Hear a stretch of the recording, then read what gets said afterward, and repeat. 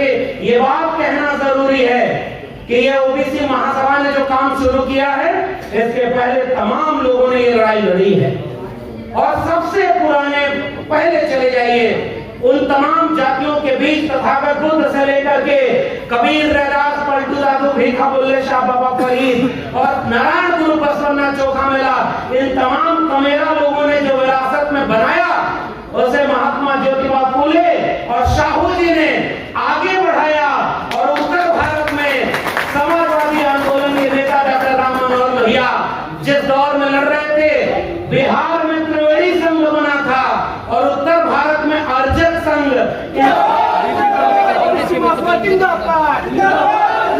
भारत का संविधान जिंदाबाद।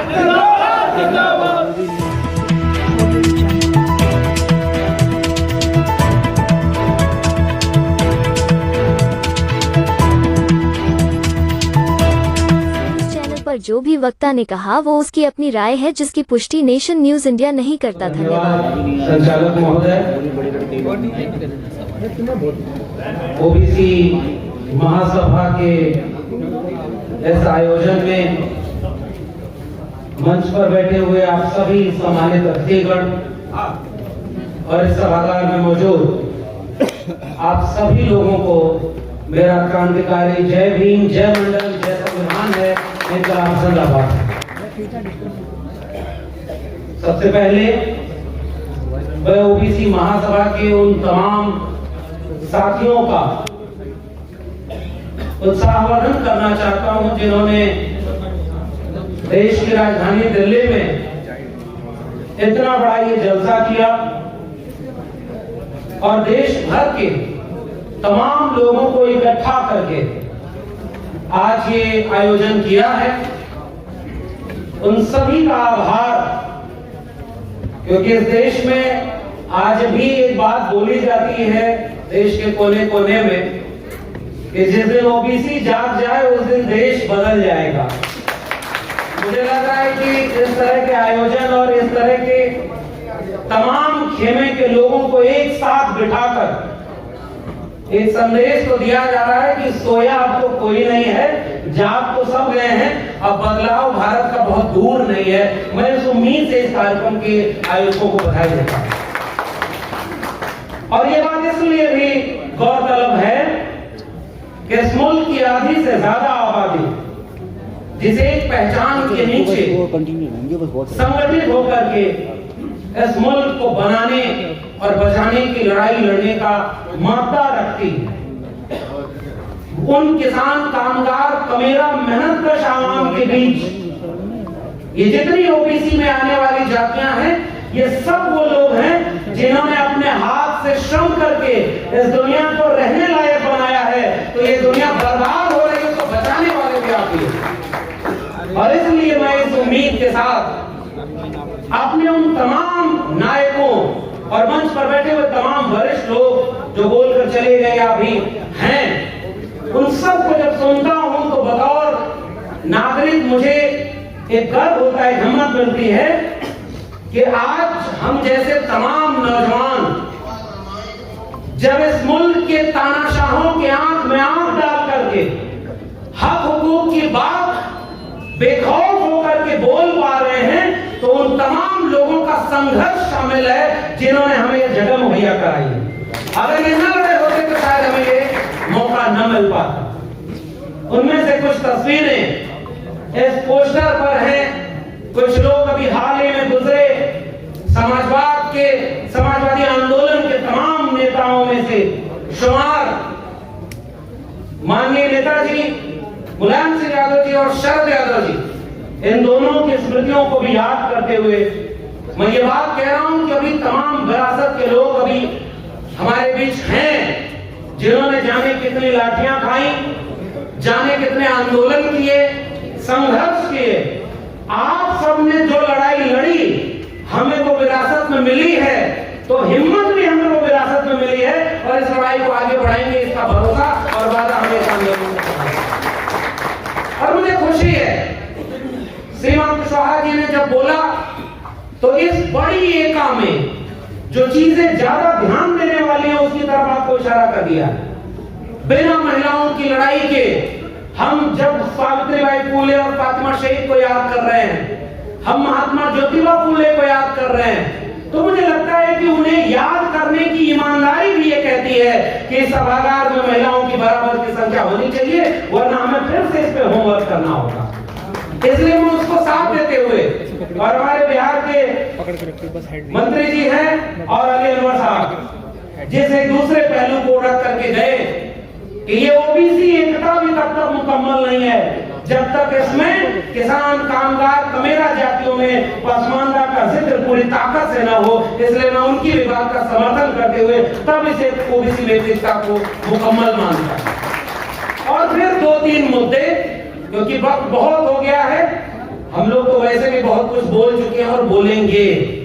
इस मंच पर जितने भी पूर्व के वक्ता थे उनकी बातों का समर्थन करते हुए, ये ओबीसी एकता इसलिए भी जरूरी है, और इस मुल्क में ओबीसी लोगों, आपको भी घर घर जाकर के ये बात कहना जरूरी है कि ये ओबीसी महासभा ने जो काम शुरू किया है, इसके पहले तमाम लोगों ने ये लड़ाई लड़ी है। और सबसे पुराने, पहले चले जाइए उन तमाम जातियों के बीच, तथागत बुद्ध से लेकर के कबीर, रैदास, पलटू दादू, भीखा बुल्ले शाह, बाबा फरीद और नारायण गुरु बसवन्ना चोखा मेला, इन तमाम कमेरा लोगों ने जो विरासत में बनाया, उसे महात्मा ज्योतिबा फुले और शाहू जी ने आगे बढ़ाया। और उत्तर भारत में समाजवादी आंदोलन के नेता डॉक्टर राम मनोहर लोहिया जिस दौर में लड़ रहे थे, बिहार में त्रिवेणी संघ बना था और उत्तर भारत में अर्जक संघ, इन सब ने उन कमेरा लोगों को अंधविश्वास, पाखंड और इन सारी चीजों से निकाल करके वैज्ञानिक, तर्कशील, मानवतावाद और समाजवाद के आंदोलन के जरिए एकजुट करने का एक लंबा काम किया है। इसलिए ओबीसी किसी दौर में सोया नहीं था, न अभी सोया है, वो तब भी जगा था और आज भी जगा है और आगे जगा रहेगा। जवाब नंबर 1। अब दूसरी बात, शिकायत फिर ओबीसी से क्यों होती है कि ओबीसी अगर जाग जाए तो ये सब बदल जाए, क्योंकि जब आपकी आबादी इस मुल्क की आधी आबादी से ज्यादा है तो जिम्मेदारी भी आपकी ज्यादा है। ये इसलिए मैं इस बात पर जोर देने आया हूं। अगर आपकी आबादी ज्यादा है और आपके पास मौका है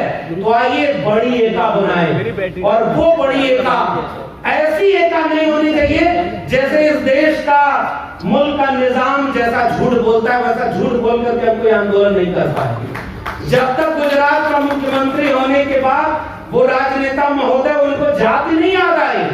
जब प्रधानमंत्री का चुनाव लड़ना हुआ तो मैं ओबीसी मां का बेटा हूं, सेल्फ मेड ओबीसी है वो। असल में अगर ओरिजिनल ओबीसी होते, वो विरासत में वो दर्द पाए होते, वो जोखिम उठाए होते, तो इतने साल प्रधानमंत्री रहने के बाद एक बार मंडल कमीशन का नाम लिए होते। अगर नहीं लिए तो तुम फेक ओबीसी हो, ये बात हम कहने आए। और आप सभी शिकायत ओबीसी महासभा के लोगों, इसमें मंडल की तस्वीर नहीं, बीबी मंडल की तस्वीर इसमें होनी चाहिए, क्योंकि डॉक्टर भीमराव अंबेडकर के बाद उस शख्स ने इन बिखरी हुई 3743 जातियों को एक पहचान दिया ओबीसी। और आज चुनाव जीतने के लिए प्रधानमंत्री से लेकर कैबिनेट मंत्री तो को भी बताना पड़ रहा है कि हम ओबीसी हैं, तो ये अपनी ताकत को पहचानिए और अपनी विरासत से जुड़िए, आधा काम यही हो जाएगा। और इसलिए कह रहा हूं, मंडल का नाम लेना क्यों जरूरी है इस मुल्क के निजाम को। आप कहते हो कि ओबीसी हैं तो मंडल की बात इसलिए हम कर रहे हैं। हमारे अतिथि महोदय बोल कर गए, बाबा साहब ने जब इस्तीफा दिया तो हिंदू कोड बिल के बाद ओबीसी कमीशन न गठित किए जाने का एक बात कह करके गए थे। अफसोस, इस मुल्क के ओबीसी घरों में बाबा साहब भी देर से पहुंचे हैं, लेकिन अब पहुंच रहे हैं और इसमें ओबीसी महासभा से तमाम सदस्यों की जरूरत है। और उस मंडल की जितनी अनुशंसाएं बची हैं वो हमारी लड़ाई का हिस्सा होना चाहिए। 27% आरक्षण तो दबाव में दिया गया था, मंडल कमीशन की अनुशंसा कह रही है 52% आबादी को 52% रिजर्वेशन मिलना चाहिए। ये सबसे बड़ा सवाल था कि देश का ओबीसी प्रधानमंत्री अगर वाकई ओबीसी है तो पहली घोषणा ये करे कि मंडल कमीशन की केवल 2 सिफारिशें लागू हैं। आज की डेट से इस मुल्क में 52%, और 52% क्यों भाई, ये तो 1931 की जनगणना और 1977 और 80 में रिपोर्ट 1991-90 में लागू, 2021 में 2000 जो जनगणना होनी थी, कम से कम 2023 में सबसे पहले जाति जनगणना करके गिनो कि हमारी आबादी कितनी है, और जितनी आबादी है फिर उतने आरक्षण की घोषणा करो, तब हम मानेंगे कि तुम ओबीसी हो, वरना फिर ओबीसी रहोगे।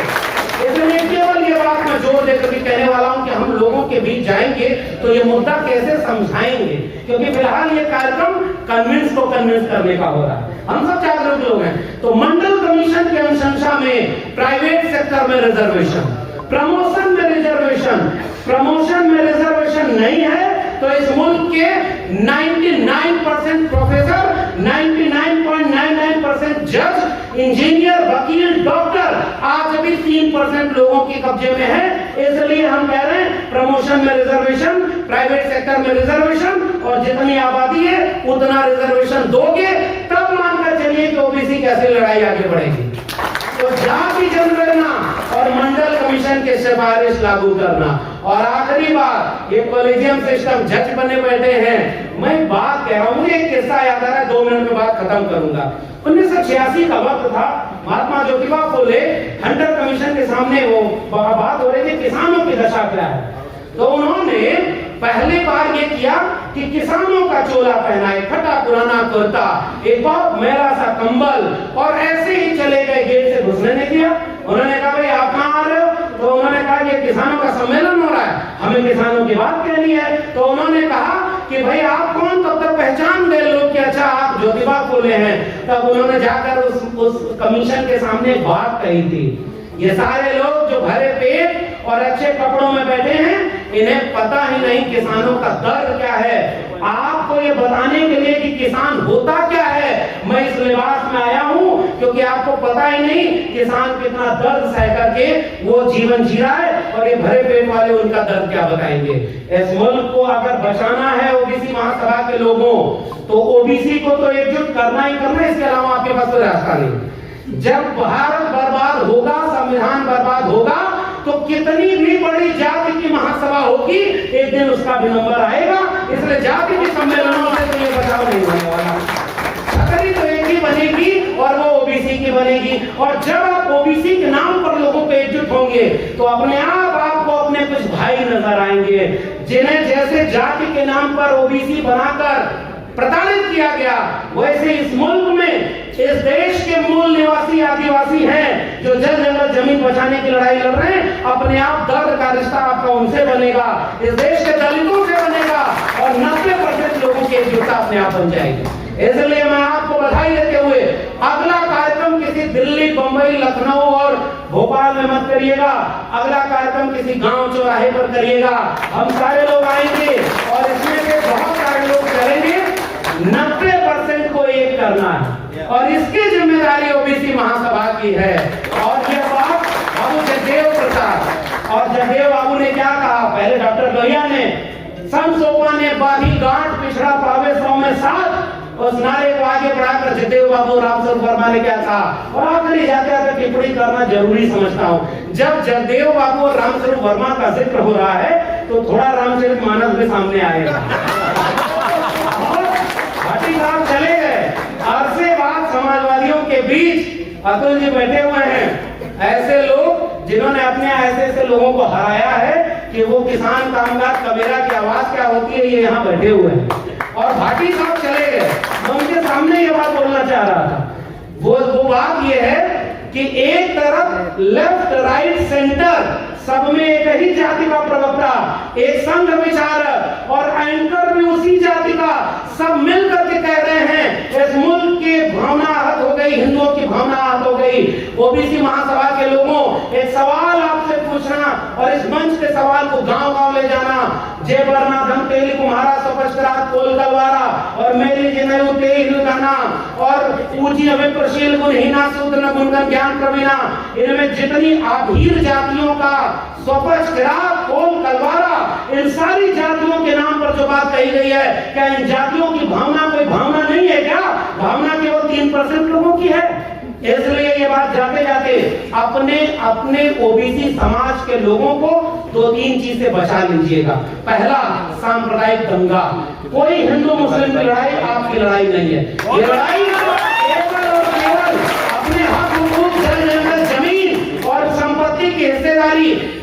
40% लोग 40.5% कब्जा किए हुए हैं और 50% लोग 3% पर गुजारा कर रहे हैं। और इसको अगर बढ़ा दीजिए तो 10% लोगों के पास इस देश की 90% संपत्ति है और 90% लोग 10% पर गुजारा कर रहे हैं। जाति जनगणना का सवाल इसलिए जरूरी है कि पहचान खुलकर सामने आ जाए कि वो 10% कौन है और 90% कौन है। इसलिए जाते जाते गुजारिश, कोई सांप्रदायिक दंगा और मंदिर मस्जिद की लड़ाई इस मुल्क के कमेरा 90% लोगों की लड़ाई नहीं है, क्योंकि वहां हमें अपमानित किया गया है और उस अपमान को हम भूले भी ना। हमसे कहा जा रहा है कि भावना आहत कर दिया। भावना कबीर साहब ने आहत की है। काकर काकर जोर के मस्जिद लई चुनाए काचर मुल्ला बाप दे क्या बहरा हुआ खुदा है और पाकर तुझे हर मिले तो मैं पूजू पहाड़ ताकि ये चाकी भली पीस खाए संसार। उन्होंने कम भावना आहत की है क्या? अरे जिस पुरखे का नाम ले रहे हो ओबीसी समाज के लोगों, आपसे केवल एक गुजारिश, जहां जहां आपके घर में धार्मिक ग्रंथ रखे हैं उन सब की बगल में भारत का संविधान और मंडल कमीशन रख दीजिए। मंडल कमीशन में भारत का संविधान अनुच्छेद 51 कहता है कि हम भारत के नागरिकों में वैज्ञानिक चेतना का विकास करेंगे। और इस देश के टीवी मीडिया पर बैठकर यहाँ बोला जा रहा है कि बाबा जो किस्मत बता रहा है वो चमत्कार कर रहा है, पूरे देश को अंधविश्वास में ढकेल रहे हैं। बिरसा, फूले, अम्बेडकर, पेरियार के वारिसों, आपके ऊपर जिम्मेदारी केवल अपनी जाति और अपने लोगों को बचाना नहीं है, इस मुल्क को बचाना है, क्योंकि इस मुल्क को हमारे पुरखों ने बनाया है। ये बर्बाद कर रहे हैं। आप बताइए, अपने दोस्त को अमीर बनाया और कल को उसका शेयर गिर गया और वो भी कोई फ्लाइट पकड़कर विदेश भाग गया तो क्या होगा? और इसलिए इस देश को बेच दिया है। हमारी लड़ाई सांप्रदायिकता की लड़ाई नहीं है, हमारी लड़ाई पाखंड की लड़ाई नहीं है, अंधविश्वास की लड़ाई नहीं है। घर घर मंडल कमीशन की रिपोर्ट पहुंचाइए, घर घर भारत का संविधान पहुंचाइए। और जिस तरह से इन झूठे लोगों ने कहा हर घर तिरंगा, हर हाथ तिरंगा, 26 जनवरी पर एक बार ये भी बोल देते हर घर संविधान और घर घर संविधान। और इस महासभा में जाते जाते केवल एक गुजारिश, आइए इस मुल्क को, एक बार रथ चला था ना मंडल के विरोध में, कमंडल का, पहचानो भाई। बिहार के मंत्री बैठे हुए हैं, जाति जनगणना की घोषणा हुई तो विरोध में कौन आया? मैं आपसे सवाल पूछ रहा हूँ, जाति जनगणना के विरोध में कौन आया? झारखंड में जब आरक्षण बढ़ा तो 77% किया गया है, राज्यपाल किसका है जो सिग्नेचर नहीं कर रहा है? छत्तीसगढ़ में जब आरक्षण एससी एसटी ओबीसी तीनों का बढ़ाया गया तो आरक्षण का विरोध कौन कर रहा है? यहाँ आएंगे तो कहेंगे मैं ओबीसी माँ का बेटा हूँ, मैं फकीर आदमी हूँ। और आपके आरक्षण का विरोध ये सारे वही लोग कर रहे हैं जो आपको हिंदू बनाने आते हैं। ये आपके आरक्षण का विरोधी है। और इसलिए मैं कह रहा हूँ, ये बजरंग दल, विश्व हिंदू परिषद, युवा वाहिनी और ये सारे लोग पूरे देश में गालियां दें, एक मुकदमा नहीं होगा। और इस मुल्क में स्वामी प्रसाद मौर्य और शिक्षा मंत्री बिहार चंद्रशेखर पर मुकदमा होगा, जो बोलेगा उस पर मुकदमा होगा। तो भाइयों एक बात सुनो, डॉक्टर राम मनोहर लोहिया, भारत आजाद हुआ तो लोग सत्ता में बैठे और राम मनोहर लोहिया नहर रेत आंदोलन के लिए सड़क पर लाठी खा रहे थे। उन नायकों को आपने तस्वीर में लगाया है। केस मुकदमा ये आपसे कभी आपकी आवाज नहीं रोक पाएगा। कबीर, ज्योतिबा फुले, शाहू जी महाराज, डॉक्टर भीमराव अंबेडकर, डॉक्टर राम मनोहर लोहिया, मंडल कांशीराम, ये मुकदमे और जेल से डर गए होते तो आज हम उनको याद नहीं कर रहे होते। आपको आखिरी बात, केवल गुजारिश, नकारात्मकता तो देखिए बहुत है, मैं भी चाहता हूँ यहाँ आपको बहुत सारी कमियां गिना देता कि ओबीसी में ये कमियां हैं, अरे बहुत कमियां हैं, फिर भी गुंजाइश इतनी है कि अगर न्यूनतम सहमति पर भी बृहत्तम एका बना लेंगे ये मुल्क अपने आप बचा लेंगे। इसलिए कमियों की बात नहीं कर रहा। और वसीम बरेलवी का शेर पढ़ के जा रहा हूँ, उसी को जीने का हक है जो इस जमाने में इधर का दिखता रहे और उधर का हो जाए। ऐसे लोगों को पहचानिएगा जो लिबास आपकी जाति का पहनकर आएंगे, आपके ओबीसी का पहनकर आएंगे, आपके दलित का पहनकर आएंगे। पसमानदा, और बीजेपी चिंता कर रही है पसमानदा की, एक तरफ लिंचिंग, एक तरफ मस्जिद पर हमला और दूसरी तरफ पसमानदा को हक, एक तरफ सारे सरकारी संपत्ति बेच दो। जाति जनगणना की मांग इतनी ताकतवर हो गई कि जनगणना ही नहीं करा रहे। अरे ये डरपोक लोग हैं, थोड़ी हिम्मत और बढ़ाइए, सारी मांग आपकी मांगेंगे।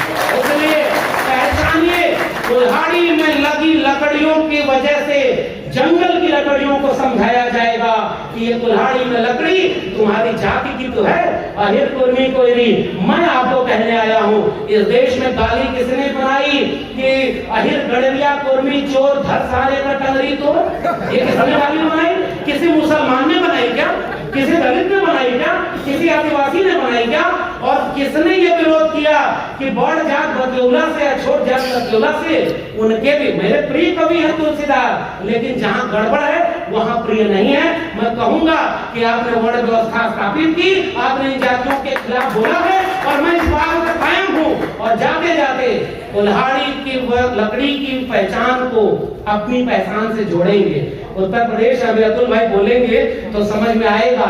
लोगों को बदनाम किया, किन जाति के लोगों का खाने में वर्चस्व है, सब लूट लिया। ओबीसी का सारा हक अहिर कुर्मी कोयरी ने लूट लिया, इन्होंने इनका लूट लिया। अरे इसीलिए तो हम कह रहे जाति जनगणना करा दो, पता चल जाएगा कितना लूट लिया। इसमें तुम क्यों विरोध में लगे? जाति जनगणना का विरोध केवल ब्राह्मण क्यों करता है भाई? अगर वो यादवों ने कुर्मी कोयरी ने ज्यादा, क्योंकि पता है ज्यादा लूटा नहीं है। कितने वाइस चांसलर, कितने जज, कितने वकील, कितने डॉक्टर इंजीनियर है कुर्मी कोयरी के बन गए भाई। आपको जो लड़ता है ना, सबसे पहले उसे बदनाम किया जाता है, इसलिए ताकि बाकी जातियों को कहा जाए उधर कुछ नहीं मिला इधर आओ। तो उत्तर प्रदेश में जिन लोगों को कहा गया कि बहुत कुछ मिलेगा इधर आओ, राम मंदिर की आड़ में नियम की ईंट वही बने हैं, सब कुछ लूटा आपका भी जाएगा।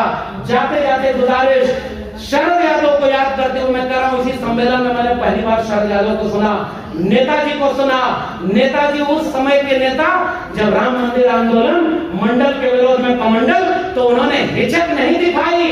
संविधान पर जो खतरा बनकर आए थे, उन तमाम आतताइयों पर गोली चलवाई थी। इसलिए हम को याद करते हैं।